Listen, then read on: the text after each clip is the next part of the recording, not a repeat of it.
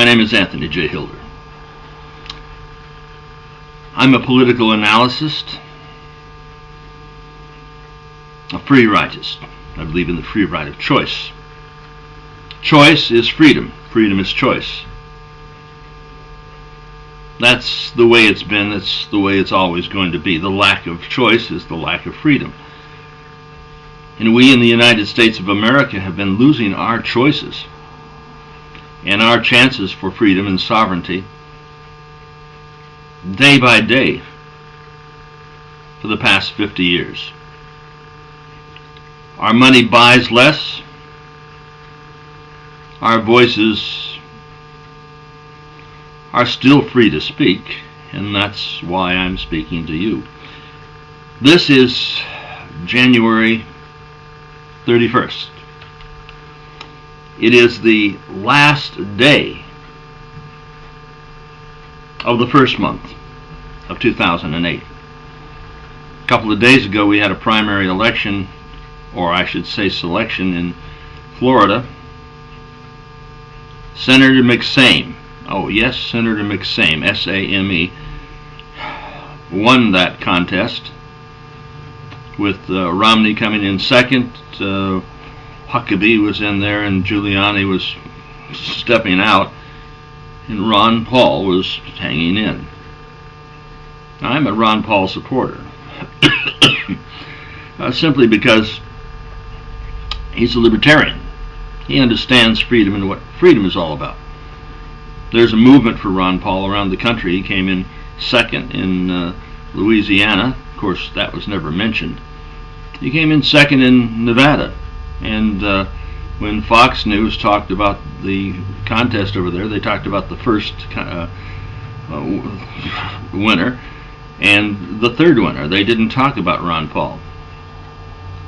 In the debate 2 days ago at the Reagan Museum, the Reagan Library, they had Ron Paul in the debate, but they avoided him like the plague. Oh, I'm not saying he's enormously articulate or charismatic in any way, but he has some fire. He just doesn't put the pieces all together. There's no punchline. You've got to be aggressive. If you're going to win in a war of words, you have to fight. If you don't throw a punch, you're not going to hit anything or anybody. There's never been any fight fought over anything, anywhere, at any time, that's been won defensively. You have to take the offensive position. He could have thrown a shot at Senator McSame when they were talking about conservative credentials. Ron Paul has an ACA rating of 100%. That would mean that he would be 100% conservative. Whereas Senator McSame has a rating of about 15%, which would mean that he's 85% liberal. The contrast is very noticeable. It's between black and white. And Romney was just sort of that me too Romney, blah, blah, blah, blah, talking about the same thing, just trying to stay in the status quo. Well, the status quo has been going down and down and down. We've been going downhill for years. And McSame and Romney says, stay the course.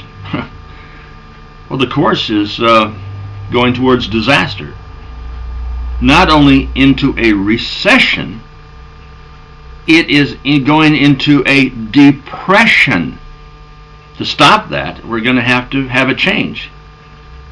And Romney and Huckabee and McSame are staying the course.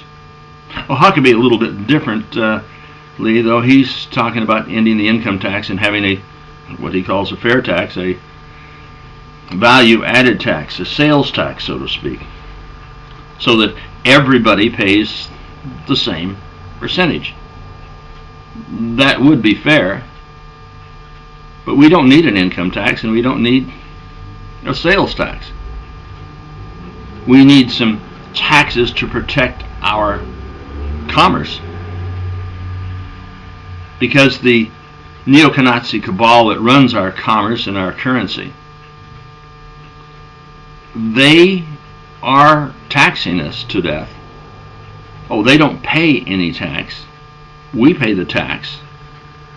In fact, we pay interest on the currency that's issued. It's fiat funny money. It's created out of nothing and lent to us at face value plus interest. They get the gold, we get the shaft. They get the riches, we get the poverty. And Schwarzenegger came over today and endorsed McSame. All of the liberals, all of the left, all of the internationals, I wouldn't even say they're liberals, they're internationalists.